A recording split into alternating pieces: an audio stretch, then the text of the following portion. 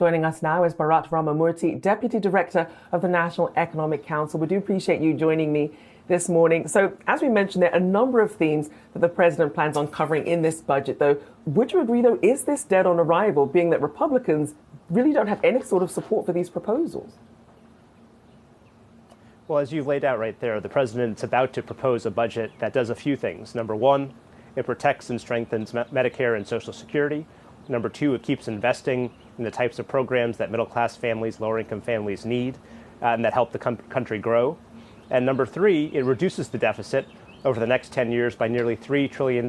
So it's a prescription for continuing the momentum that we have in the economy and putting us on a better fiscal path. As for whether it's dead on arrival, I urge you to ask that question to House Republicans that you may have on this program. I would be curious to know from them what it is about asking the very wealthiest folks to pay a little bit more into Medicare to strengthen that program for the next 25 years. What is it about that they oppose? What do they oppose about cutting Medicare spending on prescription drugs, which saves taxpayers money and saves seniors money? What is it about that they oppose? Why are they so interested in protecting extra payments to the big pharma industry? So it's a good question for you to ask them. So then, in terms of some of the funding here, then, how far would that actually go to shoring up Medicare and Social Security, especially when you consider this massive baby boom generation that's retiring?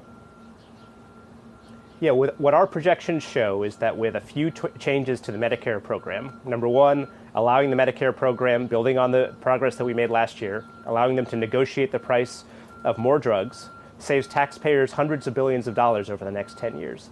Number two, closing some loopholes that exempt certain high-income net investment income from from going into the Medicare trust fund. By closing that loophole, those two changes combined increase the solvency of the Medicare program by 25 years. So that accounts for demographic changes, the baby boom generation, and so on. So the President has made clear that with these two small changes, we can extend the solvency of Medicare by 25 years. It's worth doing from his perspective. And again, I would pose the question to Republicans. If you are in favor of extending the solvency of Medicare and protecting Medicare benefits, why do you oppose these two changes? And I mean, that's a fair point. We are still waiting for details of their proposed budgets as well. But I do want to ask you something that's also come to the forefront. We know that President Biden hasn't really hidden his disdain for some of these Trump-era corporate tax cuts that have then gone on to be used for stock buyback programs. How does the president plan on navigating that, you think, while also trying to encourage more companies to invest and grow in the U.S.? Well, it's a good question. I think, number one, what we've already seen is because of the investments that the president has secured through Congress, the infrastructure bill, the Bipartisan CHIPS Act that passed last year, and the Inflation Reduction Act that passed last year, we are seeing an incredible amount of investment in the United States. $300 billion worth of direct private investment and more production in the United States, across the Midwest, across the South, the Southwest. New factories are coming up because under President Biden, America is a great place to invest. At the same time, he's made clear that when companies come to the United States, they should be creating good-paying jobs. And when they make earnings, sure, some of that can go back to shareholders in the form of dividends or buybacks, but it should be taxed.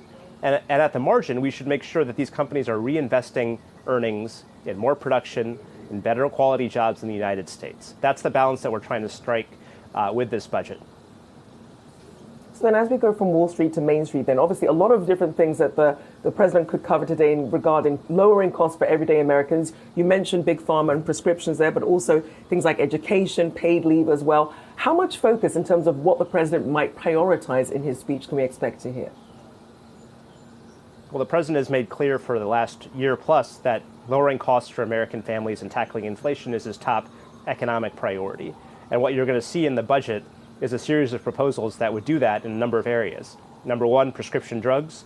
We've already cut the cost of prescription drugs for seniors on Medicare substantially this year, whether it's insulin or other prescription drugs. Number two, childcare and massive cost for families with young children. The president has put forward a proposal that would make childcare affordable for families with young kids. Number three, we're going to keep making progress on the energy front, building on the progress we made last year. The historic increase in oil and gas production in the United States, coupled with Releases from the Strategic Petroleum Reserve have helped drive down gas prices at the pump. And we're committed to continue to make progress on that front as well. And I did want to ask you about something that's also been coming up, these so-called junk fees, some of these hidden and sometimes illegal fees that get tacked on to all sorts of things in terms of mortgage loans, student loans, auto loans. Do we expect much focus on that? And how costly is that for the American consumer? Well, certain studies have found that it can cost hundreds of dollars a month to your typical family between the cost of travel, hotels, airline tickets, fees for rental payments, and so on. We are committed to going after these junk fees, in some cases just making sure that they are fully disclosed up front so that when people are comparison shopping, they can make the best choices for them. In other cases, we want to go ahead and eliminate those fees. So, for example, at the State of the Union address a couple of weeks ago, the president called out family seating fees, the fees that airlines charge parents just to guarantee that they're going to be sitting next to their 10-year-old child on an airplane. Since he made that call, already we've seen American Airlines, Frontier Airlines eliminate those fees voluntarily. And so it's just one other tool that we have in our toolkit here, the bully pulpit, pushing corporations to eliminate these junk fees. And at the same time, we're going to be working with Congress to address them as well. And we're also going to be seeing defense spending prioritized as well. How much pushback, though, are you expecting on that? Well, look, we're going to lay out our case for why we think the level of defense spending we're calling for is reasonable. As you noted at the top of this segment, we have the ongoing Russian war of aggression in the Ukraine, and that's creating additional needs for the U.S. military budget. At the same time, we are calling for a more modest increase in defense spending than we are in other categories of spending, which I think reflects our view about the relative prioritization compared to where we are today. So we look forward to having a healthy debate and discussion about not only the defense spending portion of this, but each element of this. And as we've been saying for the last several weeks, as of noon today, we will be laying out in vivid detail, line by line, the spending we are in favor of and the tax revenue we are in favor of. What we are still waiting for from the Republicans is anything remotely similar, anything that approaches some kind of coherent plan for how they propose to continue to invest in America while addressing the deficit. We're waiting eagerly for that document. And one thing I do want to ask you about is obviously the debt ceiling standoff, of this budget coming out with that in the background. Now, neither side appears to be budging at all. And the Washington Post reporting on a GOP measure dubs the Default Prevention Act as an alternative route, perhaps prioritizing certain payments over others. What's your take on that? And what is the likelihood of a U.S. debt default at this point? Well, look, that's a good question to ask the House Republicans. We've raised the debt ceiling nearly 80 times in the history of this country. We've never defaulted. And yet House Republicans are threatening a first ever default, which would throw the global economy into chaos. And now they have this new bill, which says that if they cause a debt default, they're going to make sure, and this is literally what the bill says, they're going to make sure that the Chinese government gets paid first before members of the military, before your family's nursing homes, before Medicaid recipients in your state. It reflects their priorities, apparently, for how payments should be made in the case of a Republican caused default. So Secretary Yellen said it best. She said that prioritization is default by another name.